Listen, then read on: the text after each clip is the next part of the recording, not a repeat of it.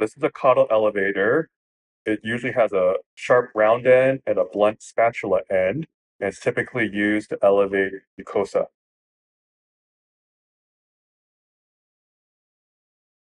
This is a Freer elevator.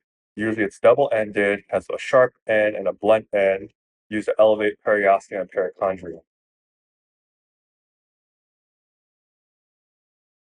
This is a maxillary ostium seeker. It is a double-ended instrument with a ball tip. One end usually has a larger ball, often used to cannulate the ostium.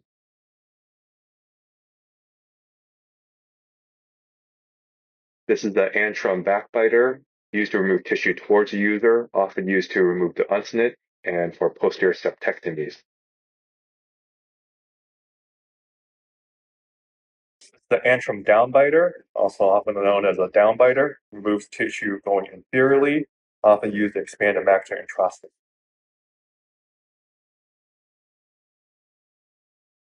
This is the J curette, often known as the antrum curette, has a cupped edge with sharp edges, good for curetting bone, frequently used in ethmoid bone dissection.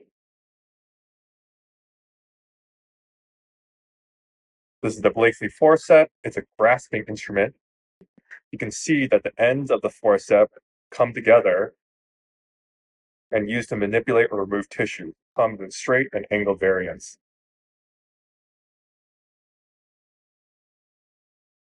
This is a through-cutting forceps. It is a cutting instrument. You can see the ends move past each other like scissors, used to cut tissue, comes in straight and angle variants.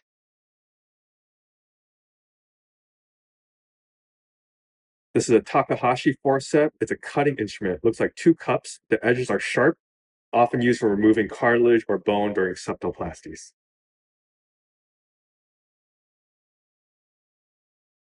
This is the Hughes-Weiser antrum grasping forceps. Comes with a very curved end. It's a grasping instrument.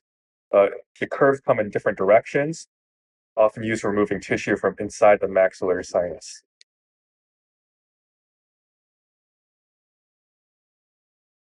This is the Stamberger sphenoid punch, also known as a straight mushroom punch. The cutting surface is between the head and the shaft.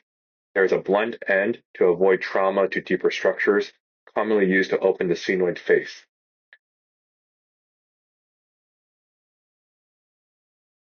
This is the Hosemann frontal punch.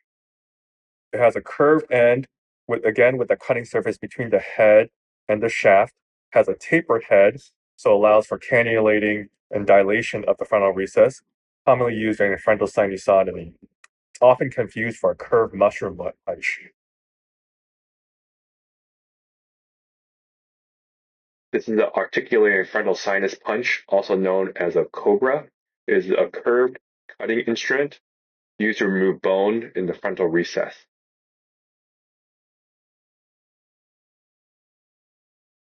This is the frontal sinus curette. Also has a cupped end with sharp edges with an extended curved shaft used for curetting bone, frequently used for ethmoid and frontal dissections.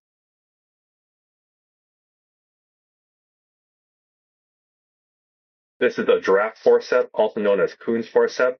They come in through cutting, cup, and grasping variants. Has an extended curved shaft allow for reach into the frontal sinus, comes in various angles, can also be helpful when working in the lateral maxillary sinus.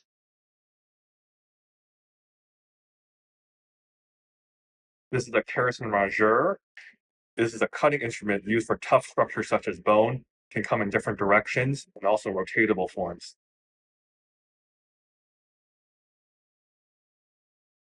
The Jansen Middleton double action forceps. These also come in different heads with cups head, through cutting heads, and scissor heads, often used for tough structures such as bones, especially when doing septoplasties.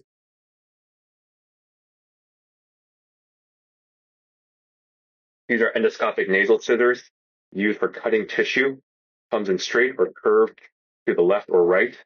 Variants often used to remove the turbinates. This is a bayonet forceps used for grasping and moving tissue. The bayoneted design prevents obstruction of the surgical field by the surgeon's hands.